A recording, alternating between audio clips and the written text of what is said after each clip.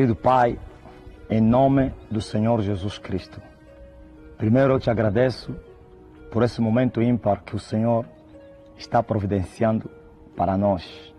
Sei muito bem, é para a tua glória. Senhor, glorifica o teu nome através desta entrevista. O Senhor sabe muito bem que o propósito não é para eu aparecer. Nunca desejei isso. Como disse João Batista, importa que ele cresça e eu diminua. O Senhor conhece o meu coração. Por isso, Pai, somente o propósito é a tua glória e também para alcançar os povos oprimidos da terra. Senhor, eu te peço que venhas proteger esta fita, esta matéria, que ele venha alcançar todas as gerações até na consumação dos séculos. Põe a tua mão, Senhor, para que o maligno não possa destruir isso. Senhor Jesus, eu oro também para o Tavares que está fazendo esse trabalho, que a partir de hoje, esse trabalho que ele vai fazer, seja o alavancar da história da sua vida em todas as áreas, no espiritual, social, familiar, financeiro, em tudo. Em nome de Jesus, que a sua vida venha mudar hoje. Seja glorificado o teu nome. Pai, fale aquilo que tu queres falar ao mundo, em nome de Jesus Cristo. Amém. Graças a Deus. Você que vai me ouvir, talvez você vai perguntar, quem é esse homem? Será que veio do nada? Onde andou? Por que esse tempo todo não aparece? Eu vim para destruir as obras do diabo. Eu fui enviado para fazer essa guerra, para destruir os principais das potestades. E quando estou a falar dos principais das potestades, de todos os seus agentes aqui embaixo, estou a falar dos macumbeiros, da igreja religiosa, que fez aliança com Satanás, e todo o seu sistema. Charles Bois-Poitiers, aquele miúdo, menino. Esse tempo que eu estou na guerra, descobri que os grandes generais de Satanás nem são conhecidos. Não se expõem, não aparecem, não têm cargo de destaque, não são ministros, nem famosos, são personalidades simples. Um soba de um bairro, um pequeno comerciante, tem um negócio aí, é um funcionário público. Então o Charles Bois é um aventureiro. Na verdade, ele lutou comigo. Ele fez guerra comigo porque ele estava ou vive na antiga minha rua, onde tenho casa. Ele viveu lá. E ele é que controla aquele bairro aí do 12, no mundo do espírito. Ele é o líder daquele bairro, o 6 e o 12. E ele fez um combate comigo, mas eu lhe derrotei. Então, ele é um pequeno feiticeiro, não muito pequeno como as pessoas possam imaginar. Mas ele não é nada, porque os grandes macumbeiros, os generais de Satanás, não são conhecidos aqui nesse país. Não se expõem. Então, quando um feiticeiro ele se exponha, isso mostra que ele é pequeno. São os pequenos que se exponham, fazem muito alarido. No mundo dos espíritos grandes não se expõem. No mundo dos espíritos grandes nem se manifestam, nem dizem que são. Se ele está a dizer que ele é um simples mago. Para mim, eu lhe considero um quimbandeiro, alguém que quer lugar ou só quer aparecer. Tudo que ele faz na rádio, na televisão, não é outra coisa, senão ele está a evangelizar as pessoas. Ele anda a fazer propaganda dos seus trabalhos. Por isso, ele tem tido muita audiência. Parece que ele está a defender o diabo Satanás, mas ele está a evangelizar. E as pessoas lhe procuram. Então, para mim, ele não é nada. Alguém já falou comigo a respeito dele, disse, ele brinca com os pastores em pleno programa, eu disse, só que eu não tenho autorização de participar desses debates aí, porque senão eu lhe mostraria o poder de Deus em pleno programa. Ele também nunca me desafiaria, ele desafia aqueles pastores também vazios. Então, para mim, Charles Bois é criança, não faz parte dos generais de Satanás. Meu irmão, o mundo espiritual é feito de hierarquias, dimensões.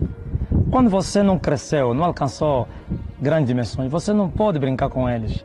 Não se pode brincar. O apóstolo Paulo fala, não podemos desprezar os ardis de Satanás. Você tem que conquistar no mundo do espírito, com uma vida de oração e de jejum. Você tem que estar carregado do poder, do Espírito Santo. Daí você terá a ousadia e a autoridade de desafiá-lo. Por isso o povo de Deus mandou Elias se esconder primeiro.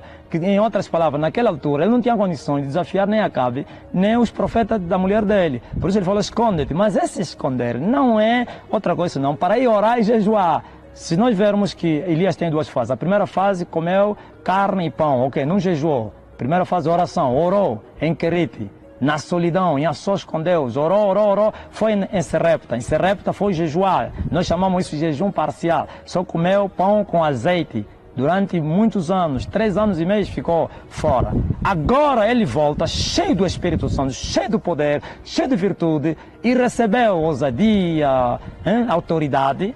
E ele agora pôde desafiar os falsos profetas, os profetas de Baal. Por isso ele falou, convoca os profetas da tua mulher. Vamos para o Carmelo. E ele estava sozinho, mas no Carmelo desafiou. Por isso os homens de Deus hoje, eles não conseguem desafiar os macumbeiros, os feiticeiros, os falsos profetas. Por quê? Porque senão vão lhes matar. Eles não têm nada, estão vazios. Então têm um rabo amarrado no sistema, são corruptos. Você vai desafiar um outro corrupto, ele vai te destruir. Mas se houver homens que buscarem seriamente, então vão alcançar essa autoridade, essa eloquência, essa ousadia de desafiar o mundo todo. Elias foi sozinho, mas desafiou a nação toda e saiu a vencer. O fogo caiu e o povo gritou, sou o Senhor Deus. E ele disse, matem todos os falsos profetas. E é isso que vai acontecer em Angola. Eu estou a vir aí. Eu vou desafiar os falsos profetas desse país. Eu vou desafiar o Eliseu. Eu vou desafiar esse Fatitoni calado, esse vendedor de milagres e outros que eu não conheço. Estão a vender milagres, estão a levar o povo no erro. Estão a matar as pessoas. Esse povo sofrido. Ainda estão aí lá para buscar Deus e só estão a receber desgraça. Mas é necessário que se levante um homem de Deus. Por isso estamos aqui a buscar. E vai chegar a hora. Sim, e vamos proclamar o Evangelho verdadeiro. Talvez nós não vamos subir no monte juntamente com eles, mas a verdade sempre vai triunfar. O fogo de Deus, que é o poder do Espírito, vai fazer a diferença. E o povo vai escolher quem é o verdadeiro Deus. Então, o segredo é buscar a Deus. É buscar em a sós com o Senhor. E depois aparecer no alto para proclamar a verdade. Agora eles estão a subir para proclamar o Evangelho, mas na corrupção, sem fortaleza. E aí os feiticeiros chegam em programa e desafiam eles. Eu vi de um bispo, o Charles Bois lhe falou que eu vejo que você é inteligente, mas você não tem nada, não tem nenhum poder. E ele estava falando a verdade, o Charles Bois. Está a pensar que o poder vem de onde? O poder vem de uma vida de oração e jejum. O poder vem de uma vida de renúncia, de separação, uma vida de santidade. Eles estão todos misturados com o mundo, querem poder. Poder não vem do nada. Por isso eles desafiam. E se ele quiser lhe dar dor de barriga no programa, lhe dá. E as pessoas vão perguntar, mas como pode? Onde está Deus? Sim, buscar-me-eis, me achareis, quando vocês me buscarem de todo o coração. Eu desafiaria o Charles Bois num programa. Eu lhe desafiaria. E não com palavras. Eu ia lhe mostrar. Eu ia fazer o que fez o profeta Elias. Se eu sou homem de Deus, ou então o que fez Paulo, por que as pessoas não brincavam com Paulo? Porque Paulo, ele tinha buscado e alcançou a plenitude de Deus. Falta isso, meu irmão. Falta alcançar a dimensão do varão perfeito. Falta chegar à estatura completa de Cristo. Falta alcançar a unidade de fé. Falta alcançar os 24 degraus que um homem de Deus tem que subir.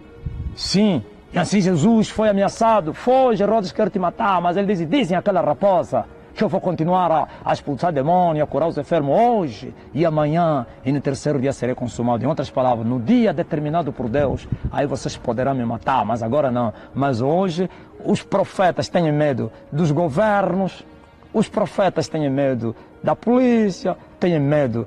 Paulo disse que só deve temer o governo quem anda na ilegalidade, porque eles não são para as más obras, mas para as boas. Mas por que os estados brincam com a igreja? Os falhados feiticeiros brincam com a igreja, porque a igreja não conhece o seu verdadeiro papel, não buscou o poder de Cristo.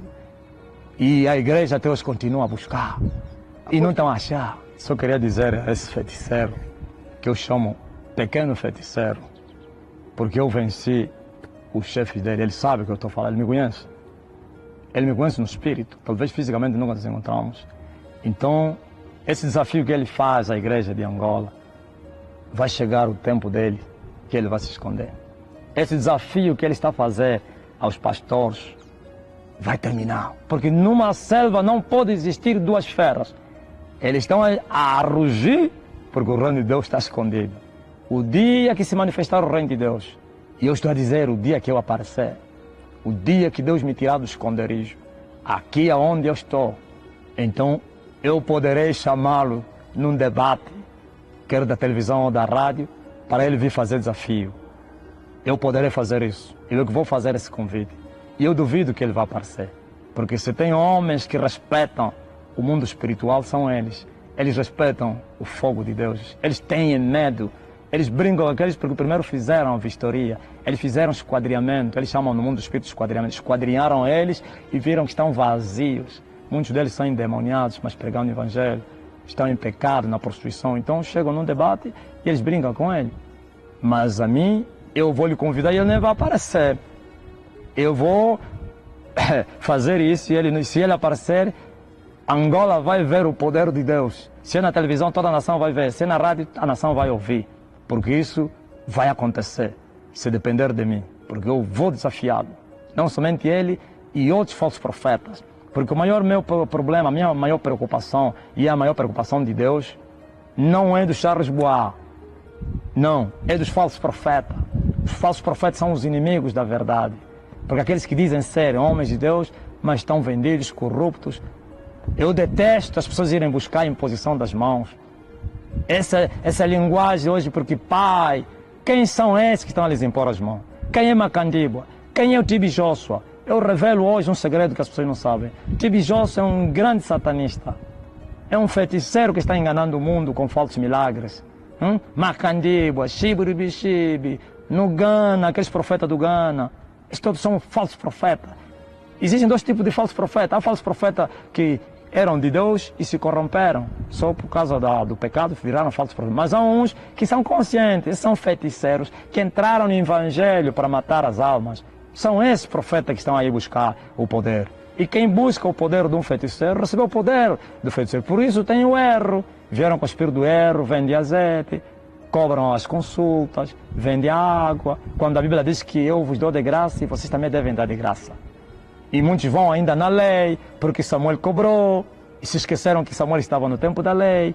E a partir de Jesus Cristo começou uma nova era. Naquele tempo tinha que fazer alguma coisa para você viver. O homem que cumprir essa lei, dele vai viver. Mas veio Jesus Cristo e disse, aquele que crer será salvo. Então não podemos voltar na lei e comparar o tempo de Samuel, onde lhe davam presentes para lhe profetizar ou revelar. Nós estamos no tempo de Jesus Cristo. Jesus Cristo falou a Tiago e João, vocês não sabem de que espírito vocês sois. Sim, porque João queria que matasse aquele povo de Samaria. Mas Jesus disse, não, eu não vim para destruir as almas. Então nós não podemos vender nada. Temos que dar de graça, porque também nós recebemos de graça. Mas eles estão a vender, têm razão de vender. Sabe por quê? Eles estão a vender porque eles foram comprar. Eles vão aí pagar dinheiro a esses falsos profetas para lhes impor as mãos. Eles dão o espírito da bruxaria, poder dos demônios. E os demônios vêm operar e revelação adivinhadores. Por isso estão a cobrar. Mas se eles recebessem de Deus, nunca venderiam. E Deus jamais deixaria o seu poder ser profanado. Então, o desafio está a ver. O meu maior desafio é dos falsos profetas. Aqueles que estão a desiludir o povo. Sim, eles vão desaparecer, vão ter que se esconder. E eu dou o meu apoio ao João Lourenço a fazer isso.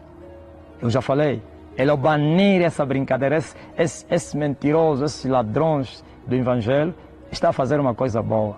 Como já falei, é só não tocar na verdade. É só não tocar na verdade. Mas que esses que estão a vender os milagres, se ele acabar com eles, não é ele, é Deus que está a acabar com ele. Porque a Bíblia diz que a obra de cada um vai se revelar pelo fogo. E o fogo prova tudo. Então o ouro, a prata e as pedras preciosas vão brilhar pelo fogo. Mas a palha, o feno e a madeira vai queimar. E quem são palha e madeira? São os corruptos. São esses que construíram as suas casas de madeira, de capim. E João Lourenço vai queimá-las. Mas o fogo da perseguição vai fazer bem à igreja viva. Então você que prega o evangelho que está a me ouvir, se você leva a sério a palavra de Deus, se você está a pregar a verdade, você não precisa temer, porque esse fogo vai te ajudar, vai apresentar a obra, mas a palha toda vai desaparecer, o dia vai aclarear a obra de cada um. Importa, a igreja deveria se alegrar por essa hora. Nenhuma igreja vai receber avivamento se não passar na prova de fogo. Todos os avivamentos vieram depois de uma perseguição. Mas Jesus falou, ser fiel até a morte. Então, quando terminar essa fase, a igreja vai aparecer. E eu quero dizer que o povo, quando falo do povo, é todo mundo, quero governantes, todo é povo. Eles estão à procura do poder. O que acontece na terra? Quem tem poder, eles chamam de pai. Os macumbeiros têm o poder e por isso os governantes estão a fazer pacto com eles. Não significa que eles sejam pessoas ruins. O povo está a ir nos Muxima, nos quimbandeiros, nos falsos profetas, porque não há verdade. Ou então a verdade ainda não triunfou. O dia que a verdade triunfar, esse povo vai mudar. Eu vejo o povo de Carmelo, que durante 3 anos e meio disseram, só Baal é Deus. Em alguns minutos e segundos viraram, mudaram. Sabe por quê? Porque eles seguem o poder de... Quem tem poder é que eles seguem. Nesse momento, os falsos profetas e os feiticeiros é que estão a manifestar o poder, os Charles Bois, e o povo está a lhe seguir. E nós não temos, vamos vir e dizer, não vão. O que é que temos para lhes dar? Temos que ter alguma coisa para lhes dar. Eles vão dizer, você não tem nada. Você sendo quimbandeiro vai no inferno. Ele vai te dizer, mas você quando for na tua igreja, você não consegue me ajudar. Então temos que buscar o poder para que esse povo veja o fogo a descer. E mude, só o Senhor é Deus. E assim os falsos profetas, talvez não vamos fazer o que fez Elias e lhes levou lá embaixo, lhes matou, mas que eles também poderão, fazem parte do povo, se converter e buscar o Senhor. Assim como aconteceu em Samaria, aquele mágico que seguiu, o Filipe, né? Então isso também vai acontecer com eles. E os governantes, em vez de irem fazer pacto ao diabo, vão ir fazer pacto com Deus. Como se faz pacto com Deus? Vão buscar a face do Senhor. E os pastores, ou a igreja viva, vai abençoar os governantes. Pois está escrito, bem-aventurada é a nação, cujo Senhor é Deus. Mas hoje eles não vêm para a igreja não tem nada para lhes dar. Eles vão viajar, vão na Índia, vão no Egito, vão na Lunda, vão no Índia. Por quê? Porque eles buscam o falso poder do diabo, porque a igreja ainda não tem poder. Então, o tempo vai chegar em que vai haver inversão de marcha, onde as pessoas corriam para os quimbandeiros, para os feiticeiros, falsos profetas, irão para a casa do Senhor, e na casa do Senhor vão encontrar delícias, como disse Jesus, vão entrar na porta, vão entrar e vão sair, e vão achar pastagem. Mas hoje o povo entra na igreja e não acha pastagem, porque os que estão a apacentar o povo são lobos devoradores, e levam o povo para os pastos não verdes, mas secos, para as águas não tranquilas, mas profundas, cheias de lodo, e as ovelhas sem lamãs, e eles andam atrás da pele e da carne das ovelhas, por isso estão maltratando as pessoas. Mas a verdade vai triunfar, Deus vai se manifestar nos próximos anos. Quem vai suportar quando isso acontecer? Porque o Senhor vai vir purificar os filhos de Levi, ou então os sacerdotes, os servos. Sim, como se purifica o ouro e a prata com fogo. É a prova de fogo. O Senhor me mostrou a prova de fogo nesse país. É esse que começou. É a prova de fogo. Mas eu vi pastores prostrados sendo consumidos pelo fogo. E o Senhor me dizia, meu servo, estás a ver, esses pastores estão a queimar? Todos eles são hipócritas. Mas eu vi, aleluia, pastores prostrados aos pés do Senhor e não eram consumidos. Mas a maioria, uns fugiram, né? Entraram na prova. Sabe quem são os que estão a fugir? Vou dar um recado. Você que tem um ministério e você foi se aliar a uma igreja que disse ser legal.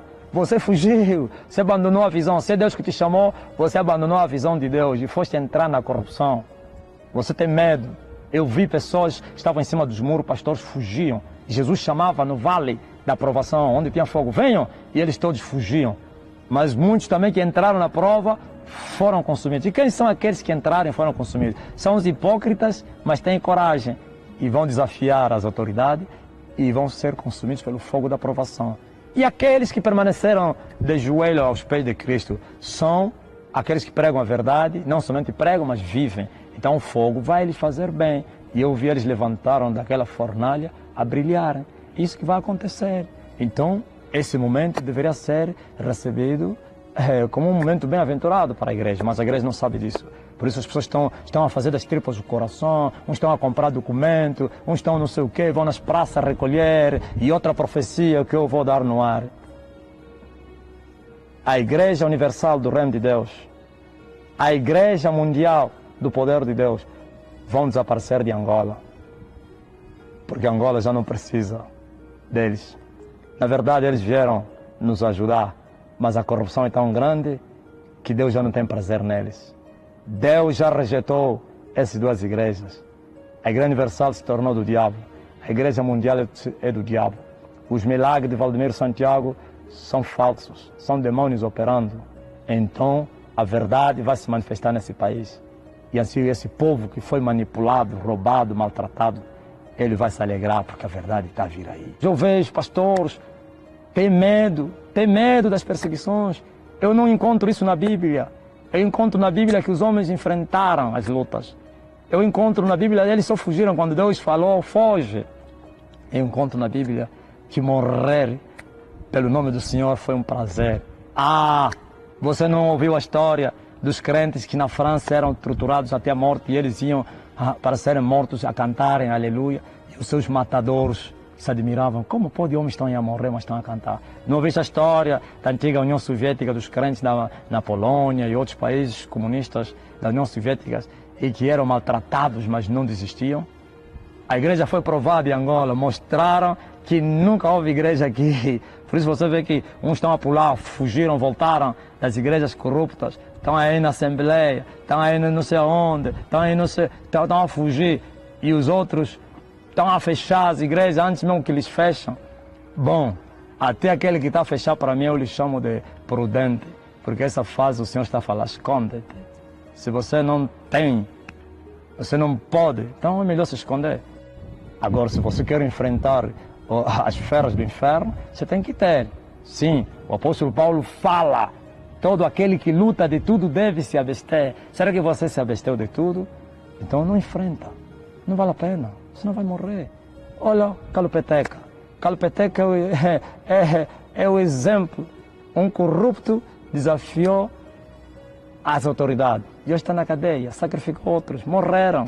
Muita gente, milhares morreram, e foi escondido esse segredo. Então, melhor se esconder. Mas quem tem, tem. Ai, dois leões não podem rugir na mesma selva. Um tem que perder a batalha, mas com guerra. E Jesus chama eles de valente. E essa guerra existe. Então, o leão da tribo de Judá, ele venceu. Mas não vale a pena sustentarmos a vitória do leão da tribo de Judá com uma vida de pecado. Por isso vamos continuar, senão vamos continuar na derrota e não veremos esse poder. Não, temos que buscar o Senhor, temos que tomar a palavra de Deus, temos que assumir a fé, temos que andar em santidade. Eu chamo-me Apóstolo Marcelino Mário Bento,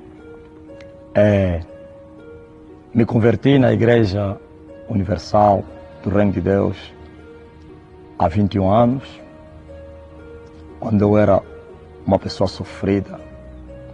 E o Senhor me chamou e remiu a minha alma e me libertou das perturbações. 7 anos depois, eu estava trabalhando no Capanda, numa empresa de segurança do Alfa 5, para os angolanos que conhecem essa empresa. E o Senhor me apareceu no Capanda em uma tarde, no mato, onde eu estava a orar.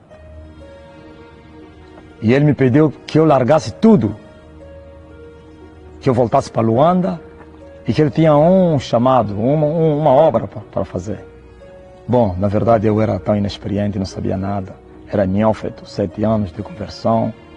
É uma igreja onde se cresce pouco no conhecimento, senão só na fé. Então, e eu questionei, mas o Senhor mandou para fazer isso e eu obedeci, graças a Deus, vim para Luanda, larguei tudo. Houve uma confusão muito grande, né, nos meus parentes, porque eu era a pessoa que lhes cuidava com meu salário. Então sofri muitas críticas, chamaram-me de vários nomes, como alguém preguiçoso que não queria trabalhar. Mas eu fui em frente com o propósito que estava no meu coração, o chamado de Deus. E eu fiquei 2 anos fechado dentro de uma casa, na minha casa, né? Eu orava, jejuava, e eu esperava por essa obra, e não chegava. Eu questionava, Deus, eu larguei tudo, me mandaste vir para Luanda, então anda a obra. Mas 2 anos depois, eu já era obreiro naquela altura, e o Senhor me disse para largar a Grande Babilônia. sai da Grande Babilônia e vá abrir uma igreja. Bom, eu era inexperiente, como já falei. E eu questionei, como pode um homem que nunca pregou em sua vida ir abrir igreja? O que eu ia falar? Sem experiência, sem conhecimento. E eu amava aquela igreja. E eu questionei, como pode aquilo ser uma Babilônia? E o Senhor começou a me mostrar os pecados que se cometia lá e a queda, né? E eu resisti, pensei até que era o diabo pela minha ignorância e inexperiência. Eu fiquei 30 dias orando para que recebesse a confirmação de Deus. E Deus me deu várias visões, revelações. E eu disse, eis-me aqui. E Deus abriu uma porta e começamos essa igreja em 2004, no dia 25 de setembro. Ela começou num quintal pequeno, debaixo de uma árvore, de uma figueira até não, de um cajueiro. E debaixo daquele cajueiro foram as primeiras pessoas. E eu pregava, juntamente com os rapazes que foram comigo. E depois fomos expulsos daquele lugar, porque o diabo se levantou. Eu não tenho tempo de falar tudo, né? Porque senão ficaríamos aqui 24 horas.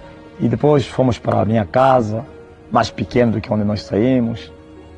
Passei vergonha, passei necessidades, perdi entes queridos nessa batalha. Muita gente foi sacrificada. Mas o diabo se levantou com toda a força para me parar. Mas Deus sempre foi comigo. E Ele me dizia que, para que não temesse. E assim não temi. Graças a Deus, saímos do quintal, fomos para a primeira igreja dentro de casa, né? E assim temos prevalecido. Estamos, nesse momento que estamos a falar, há 14 anos da igreja. E estou a continuar a pregar. Agora, nessas andanças, há um ano atrás, eu vivia no Zango Zero com a minha esposa, a nova esposa, porque a primeira partiu para a glória, caiu nessa guerra. Depois que eu me fiquei 7 anos sem casar, só vivi orando, jejuando, até que o Senhor me trouxe essa esposa. Bom, o que aconteceu é que com a primeira esposa, que era também casada, na qual fizemos 2 filhos, ela não estava na minha chamada. Não estava na minha chamada porque não cooperou no tocante às coisas espirituais. No tocante às coisas seculares, era uma mulher que cooperava, mas porém, espiritualmente não havia entrega, não havia cooperação, não havia entrega. E assim Deus, num dia que estava no deserto orando, e Ele me disse, eu vou levar a tua esposa. E eu chorava, Senhor, eu não estou preparado. E o Senhor ouviu a minha oração. E assim ficamos 2 anos. Eu até pensara que o Senhor voltou para trás, como voltou com a oração de Moisés aos filhos de Israel. Mas depois me apareceu outra vez e Ele me disse para que se preparasse, porque Ele ia lhe levar. Porque se Ele não lhe levasse, seria um obstáculo para a obra que o Senhor me tinha dado. Naquela altura, eu creio que dos 2 anos Deus já me havia preparado. E eu não questionei e falei, amém, seja feita a tua vontade. E assim, a minha mulher contraiu uma enfermidade, mas eu já sabia que Deus estava no controle. Mas uma coisa eu vi antes que Ele partisse, houve uma transformação nela, uma submissão. Eu até pedi a Deus que Ele tinha mudado, mas Deus me disse que ia lhe levar mesmo. E assim partiu em 2009. 2009, houve uma confusão muito grande. Sabe, na África, quando morre alguém, é uma confusão grande. Mas graças a Deus, Deus sempre foi comigo. E assim fiquei 7 anos orando, jejuando. Eu até tinha feito um pacto com Deus que não iria casar mais. Mas foi assim, no deserto do Kitsung. Para quem não conhece, Kitsung é numas matas, onde os meus pais me criaram, nas matas do Uíge, município de Macocola. Então, eu estava prostrado orando e tive uma visão onde o Senhor me trouxe uma jovem virgem. E ele me disse, esta é a tua esposa. E eu despertei da visão, mas eu esperei muitos anos até que ela veio. Um ano depois que nós casamos, o Senhor me apareceu. Antes disso, do Senhor me aparecer, nós recebemos uma ordenança de vir para o monte. No dia 10 de junho de 2017. E nós ficamos aqui 40 dias. Só que eu desço e vou para o Zanguzero. Mas, porém, não era a vontade do Senhor. Eu fiz a mesma coisa que Elias fez, né? Desceu do Monte Carmelo em direção à cidade. Mas não era essa a vontade do Senhor e por isso saiu daí em alta velocidade, fugindo da Jezabel.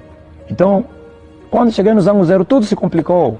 O carro avariou, tivemos problemas financeiros, eu já tinha prosperado, mas voltamos outra vez como que no deserto, em tudo.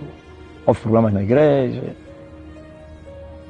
Várias vezes fomos atacados pelos bandidos, porque há muitos anos que nenhum bandido poderia se aproximar de mim. Que o bandido se aproximava e ele próprio fugia. Havia terror, mas num desses dias eu fui colocado, tiraram-me tudo. E isso me levou a questionar a Deus, né? Por quê? Se eu tenho alcançado uma dimensão que ninguém poderia me assaltar. Como aconteceu? Então, Deus aproveitou e Ele me abriu o jogo me dizendo que eu estava no lugar errado. Ele me disse que eu te mandei para o deserto e você desceu contra a minha vontade. Por isso, tudo se complicou na tua vida. E eu perguntei, o que é que eu devo fazer? E ele me falou, retira-te e volta para o monte. E assim, questionei, e a esposa? Ele me disse, leva a tua esposa. E eu peguei a minha esposa e viemos aqui. Íamos tomar banho em casa, voltamos, mas toda vez que a gente chegava lá no apartamento, perdíamos a paz e assim consultei a Deus porque Deus falou que Ele queria que eu entregasse a casa e ficássemos definitivamente aqui para 1.260 dias, que são 3 anos e meio. E eu disse, eis-me aqui, e nós estamos aqui. Nesse momento que estou a falar, estamos há mais de um ano, esse é o 2º ano, e vamos ficar aqui 3 anos e meio. E viemos aqui como que Elias se escondeu de Acabe. Não que eu estou escondido, vou para a igreja, prego, volto, todos os dias fizemos essa marcha, mas estamos na obediência à palavra do Senhor, à ordenança do Senhor. Depois de 1.260 dias, então eu vou esperar outra ordenança para não cometer o mesmo erro que eu cometi. Se o Senhor nos mandar ir para a cidade, iremos. Se o Senhor nos mandar ir para o deserto, ou para um outro deserto, nós iremos. E assim estamos aqui. Como eu falei, eu venho de uma escola onde há muita ignorância, não há muito conhecimento da palavra de Deus. Então, quando eu saí com a mesma ignorância. E eu me chamava de pastor. Pastor. Durante 2 ou 3 anos, eu fui pastor, me chamavam de pastor. Foi assim que eu estava a fazer 40 dias de jejum. Eu estava fechado durante 40 dias. Só tomava quiçango, não ia pregar, não saía fora, tudo fazia lá dentro. E veio um pastor, hoje também ele é apóstolo, chamado Kid. Esse Kid é um jovem da Assembleia de Deus que nos conhecemos naquele tempo, quando eu estava na IURD. E ele também depois saiu, foi abrir o ministério dele, mas na altura ainda estava na Assembleia de Deus. Eu estava no quarto e ele veio na minha casa. E eu vivia com um jovem dentro da minha casa, um membro. E ele falou que eu queria falar com o pastor. E ele disse, não, o pastor não está recebendo ninguém. Mas ele insistiu, disse que tinha uma revelação da parte do Senhor. E assim o rapaz me chamou, eu saí fora. Um velho amigo. E ele levantou-se e disse, assim diz o Senhor, tu não és pastor, tu és apóstolo. O Senhor vai te usar, vai te levar para as nações, para pregar o Evangelho como apóstolo. Eu falei, amém. Mas eu venho também de uma escola em que não acreditávamos e até hoje, graças a Deus, isso me ajudou também, né? Porque quando nós saímos, a gente desconfia de tudo. Eu não disse sim de todo o meu coração, porque eu queria saber se era um Deus. E ainda bem que estava num propósito.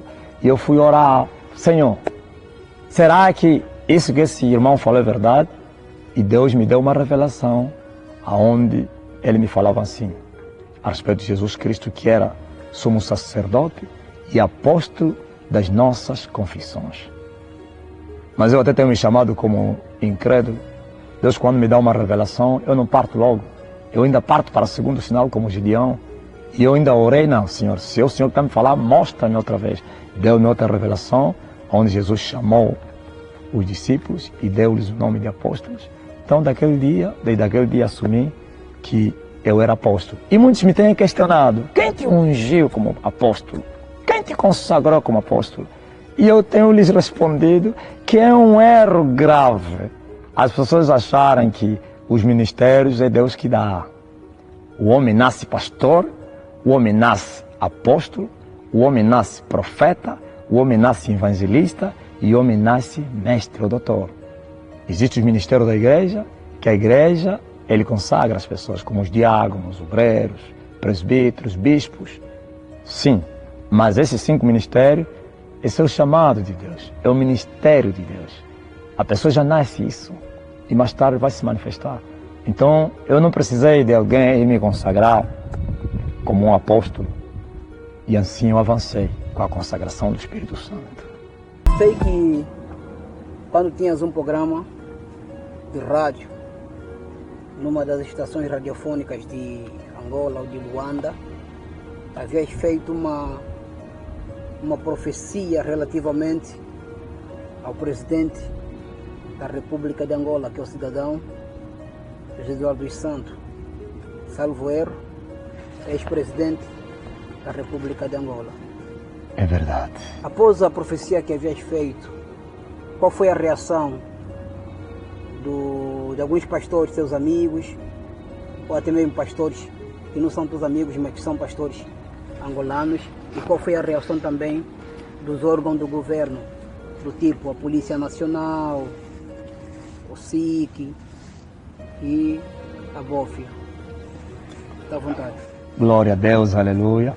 Na verdade, nós tivemos um programa numa das rádios, onde tínhamos 30 minutos de antena. O programa corria bem. E uma das noites, o Senhor me apareceu e Ele me deu esta ordenança que fosse pregar, profetizar contra alguém. O presidente da República, cessante, Eduardo Santos. Bom, eu falei com o Senhor me disse que para que eu avançasse, né? E Ele me deu aquela fortaleza e avancei. Cheguei lá e eu comecei a falar.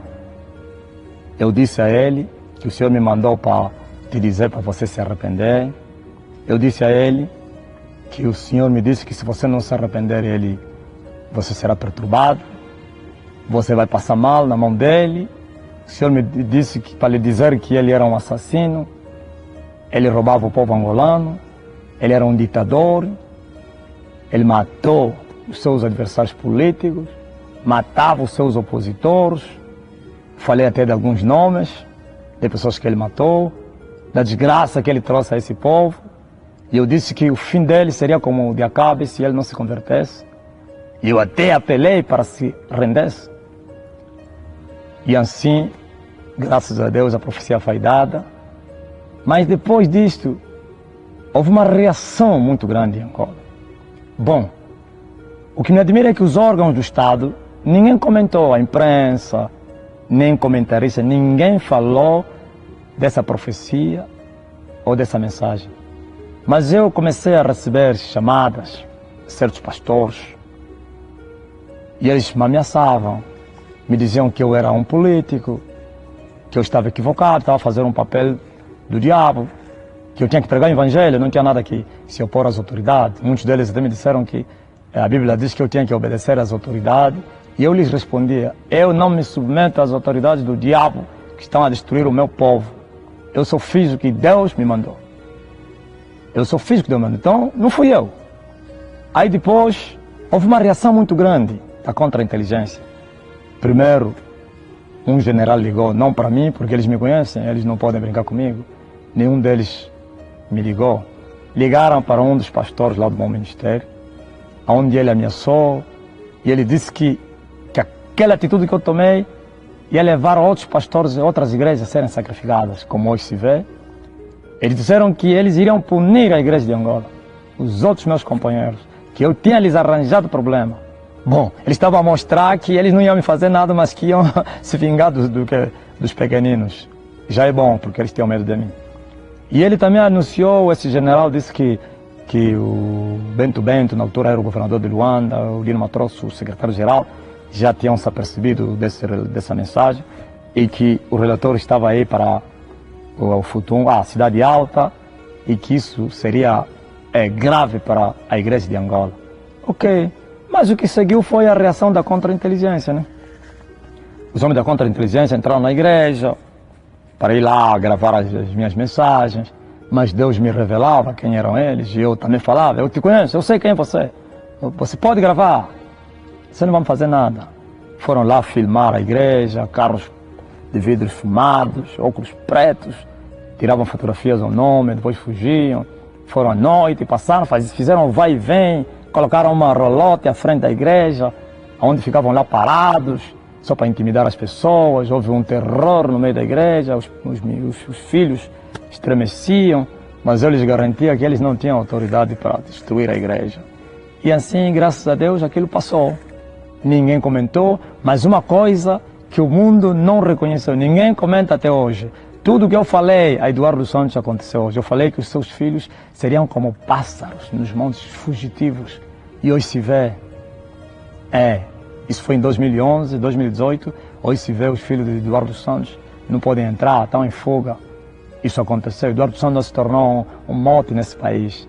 Foi humilhado. Eles não sabem quem fez isso. Foi Deus. Deus se vingou daquele homem que maltratou esse povo. E todos que tentarem seguir o exemplo de Eduardo Santos terão também o mesmo fim. Mas quem for sábio e se render a Deus, então vai escapar. Olha, meu irmão, quero te dizer que aquilo ficou um escombro. A igreja toda não foi, os mesmos todos não foram, mas a igreja ficou vazia. Muitos tinham medo, pensavam que no meio do culto poderiam aparecer. E, muitos pensamentos. O diabo também se aproveitou daquilo e começou a martelar a mente das pessoas. Até pastores estavam amedrontados. Pessoas que iam com os carros na igreja já não iam mais com os carros. Acharam que a contra-inteligência vai tirar a matrícula deles. Uns paravam longe, uns iam lhes acompanhar, desciam, o carro avançava. Porque era um momento difícil para a igreja. Mas eu confortei a igreja, eu disse que maior é aquele que estava em mim do que estava com eles. E hoje quem venceu fui eu. Assim como eu falei, como aconteceu. Nenhum deles ousou para ir lá fazer mal. Eles só fizeram aquilo que nós chamamos nessa guerra espiritual, ataque psicológico. Estavam a fazer dissuasão para ver se eu ficasse com medo, o povo, e na verdade o povo ficou com medo e muita gente deixaram de ir para a igreja.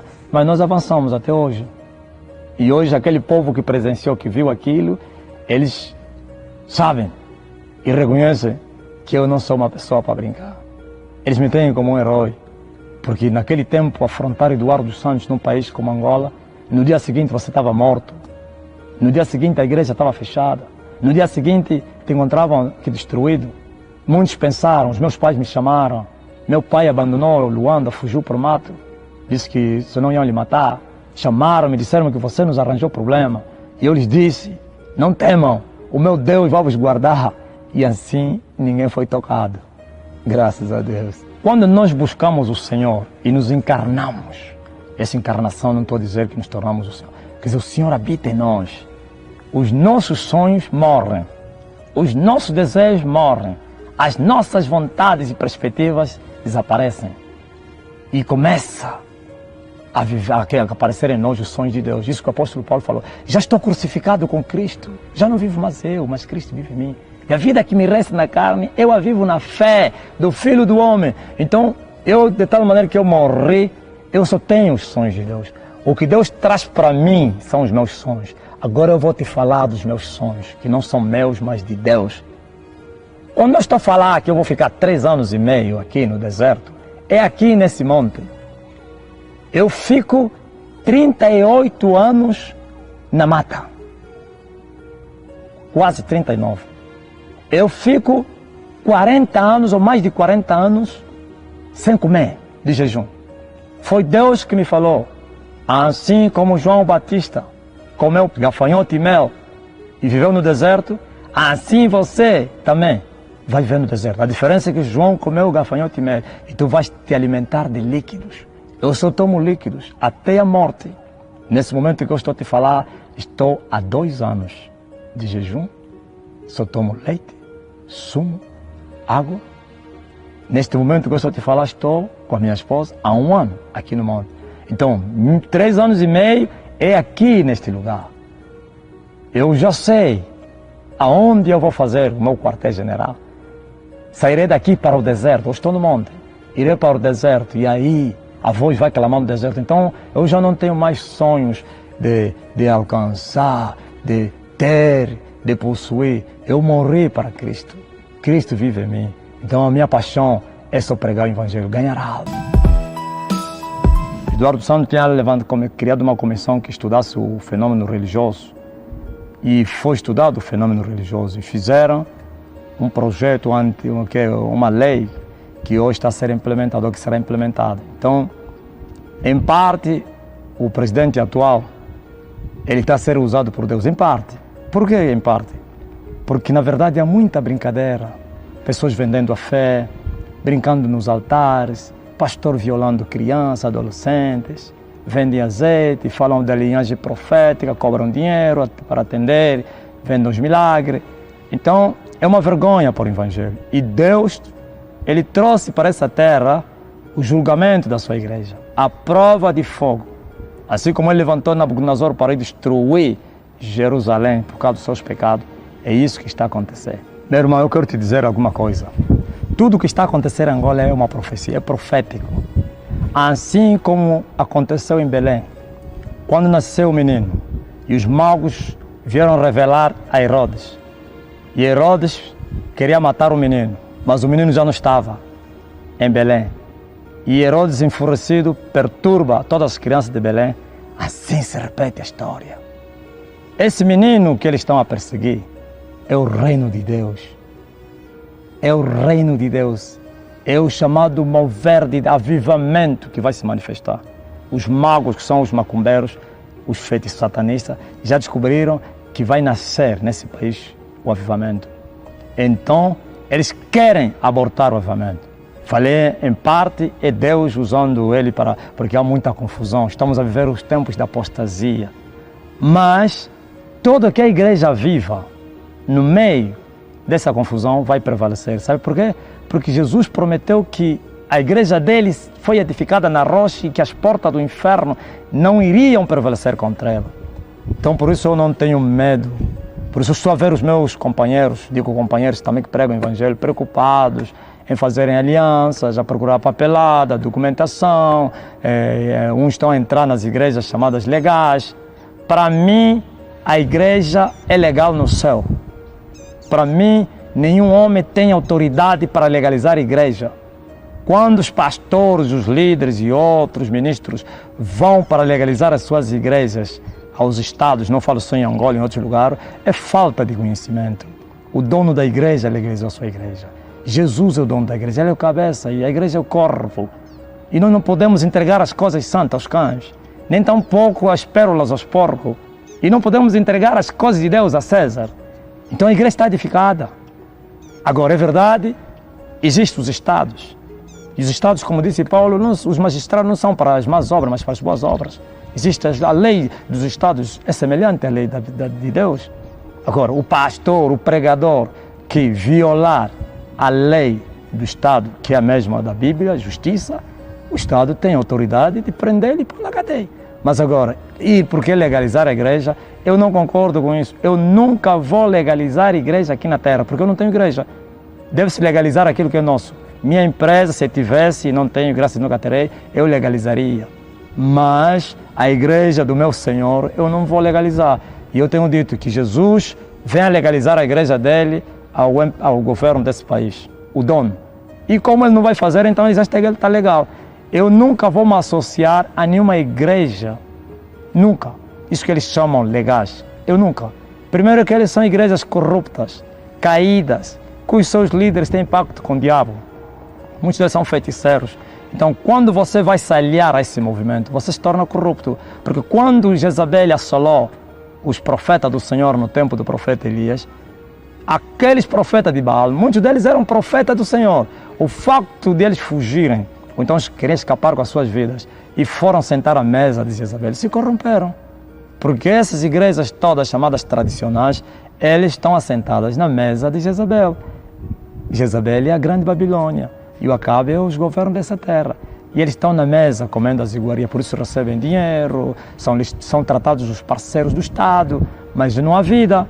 Então, eles estão a assolar os pequeninos para correrem e entrarem na grande Babilônia e assim serem capturados.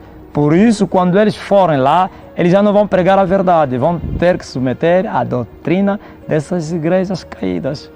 E assim é a morte. Mas aqueles que perseverarem até o fim serão salvos. Porque também o diabo não pode tocar na igreja do Senhor. É impossível. Tu me perguntaste se não vão fechar a tua igreja. Eu desafio as autoridades desse país para fecharem a igreja da salvação de todas as nações. Eu chamo eles que possam vir fazê-lo. Se eles cooperarem conosco, vão receber a bênção do Senhor. Mas se eles tentarem, eu nunca vi nenhuma nação que ousou tocar na igreja do Senhor e prevaleceu. Até o maior poder ditatorial que já existiu no mundo, que é o comunismo, caiu por quê? Porque matou os crentes, perseguiu a igreja na antiga União Soviética. Onde está a União Soviética? Onde está o Império Romano? Onde estão os impérios que perseguiram a igreja primitiva? Estão onde? Desapareceram. Quem quer prevalecer no poder é melhor não tocar na igreja. Agora, existe muita falsidade, mas no meio deles estão lá homens de Deus. E como saber? Por isso eles podem cometer um erro, a quererem perseguir tudo. Mas, como eu já falei, aquele que é de Deus, o maligno não toca. A igreja do Senhor, o povo do Senhor vai guardar a sua igreja. Para o João Lourenço, não digo profecia, mas um recado. Se ele está fazendo coisas boas, excelentes, em parte, porque essa nação se mergulhou na corrupção, na ilegalidade, e eu vejo ele a tentar colocar ordem. Mas, se ele quer permanecer no poder, se ele quer receber a bênção do Senhor, então não ouse tocar na igreja do Senhor. Quando estou a falar a igreja viva, porque a igreja viva é o templo de Deus, é a coluna de Deus, é a menina dos olhos de Deus. Deus vai vir defender a sua igreja. Por isso, é um conselho que eu lhe dou, que ele não faça brincadeira não, porque senão vai terminar mal, como terminou o outro. Mas se ele ter prudência e não tocar na menina do olho de Deus, ele pode contar com a minha bênção. Mas uma coisa também eu quero dizer, eu tenho uma profecia para dar.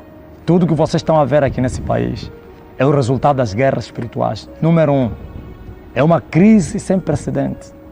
E não é de poucos anos. Eu ouço as pessoas dizerem que a economia do país está a mudar, não sei o que. Não, são 12 anos de crise. Essa nação ainda não experimentou, ainda não entrou na verdadeira crise. Deus me revelou uma crise sem precedentes. Deus me revelou que até os bancos ficarão em bancarrota. Deus me revelou que as igrejas, e Ele me revelou isso há muito tempo, que as igrejas entrariam em falência. Deus me revelou uma crise de 12 anos. 12 anos começa a contar do ano passado. Não é 2014, começou, o petróleo baixou. A crise começou o ano passado. Quando saiu José Eduardo, marcou uma outra era, uma outra fase. É uma crise de 12 anos. Essa nação vai gemer. São duas nações que Deus me mostrou que vão experimentar uma crise sem igual. Angola e Japão. Não somente vai arrebentar uma crise, vai haver uma guerra, um conflito no passado. Não sei quando, mas a nação congolesa... No futuro, Congo e Angola vão entrar em guerra. Vão entrar em guerra e o governo angolano vai ser derrotado pelos congolenses. Alguém pode dizer, um exército daquele fraco, ok, o espiritual é que comanda o físico. Quando há poder espiritual, o físico tem que seguir. E assim vai acontecer. Mas isso tudo será o fim do regime do MPLA. O MPLA vai ser julgado por todos os crimes que ele cometeu em Angola. O MPLA destruiu essa nação, matou muitos angolanos. E por isso Deus vai vir se vingar do MPLA. Por isso vocês estão a ver o povo João Lourenço a perturbar o MPLA. Está a se cumprir a profecia de Deus. Uma casa dividida não pode subsistir. Deus, para destruir um ditador, ele não procura, não anda à procura de como fazer. E é isso que ele está a fazer. Usa o próprio presidente do MPLA para perseguir o MPLA. Deus já nos havia revelado isso no passado, que haveria 2 alas no MPLA. Muitos negaram isso. Antes das eleições que nós vimos isso. E eu falei a muitas pessoas. Hoje está aí. Então, é o fim do MPLA. É o fim do... Porque não pode haver avivamento com o MPLA no poder. Não pode. Porque o MPLA foi levantado por Satanás para impedir o reino de Deus. É um regime diabólico. É satânico. Por isso, Agostinho Neto foi buscar o ateísmo, foi buscar o comunismo, implantou aqui. Veio a chamada democracia, é mentira, ainda estamos debaixo do comunismo, debaixo do ateísmo. E Deus vai vir arrancar essa casa. Deus me mostrou um prédio que caiu, mas antes de cair esse prédio, ele estava a ter rachaduras. E ele me falou que essa casa é o MPLA. As rachaduras são essas coisas que estão a acontecer agora. Mas depois o prédio caiu todo no chão. Sim, é o fim do MPLA. Mas antes dele terminar, ainda vai haver muita coisa. Como já falei, crise, guerra. E depois será julgado. Quando o MPLA for julgada, vai começar o reino de Deus. Vai começar o reino de Deus. Mas uma coisa, antes mesmo do reino de Deus se manifestar, depois do MPLA sair, vai entrar a UNITA no poder. Por isso a bandeira da UNITA tem a cor verde, a esperança. Não que a UNITA seja de Deus, mas entrará para terminar a guerra da igreja contra Satanás. Savimbi será honrado pelo sangue que ele derramou por Satanás. E ele vai experimentar o poder. Quando Deus me mostrou há 2 ou 3 anos, ele me disse, daqui a 8 anos, a UNITA estará no poder. E isso vai acontecer. Mas quando a UNITA ser destornado também, então vai começar o reino de Deus em Angola. Apesar que a UNITA também, quando subir no poder, não subirá com as mesmas táticas ditatoriais do MPLA. Vai haver muitas mudanças, como houve agora com João Lourenço, mas ainda assim continuará a ser o mesmo, porque o diabo aí só vai mudar de cor. Vai tirar a cor vermelha e vai meter a cor verde, mas continua a ser o diabo. Então o povo angolano pode experimentar, esperar isso. Mas que vai arrebentar um grande mover de Deus nessa terra, que você não imagine. Angola vai pregar o evangelho ao mundo. A partir daqui sairão missionários, homens de Deus que vão invadir o mundo. Os povos da terra virão em Angola buscar a chama do Pentecoste, aquilo que os pentecostais chamam de Pentecoste, que não tem Pentecoste nenhum, porque o Pentecoste é só um dia que se manifestou a vinda do Espírito Santo, uma festa religiosa.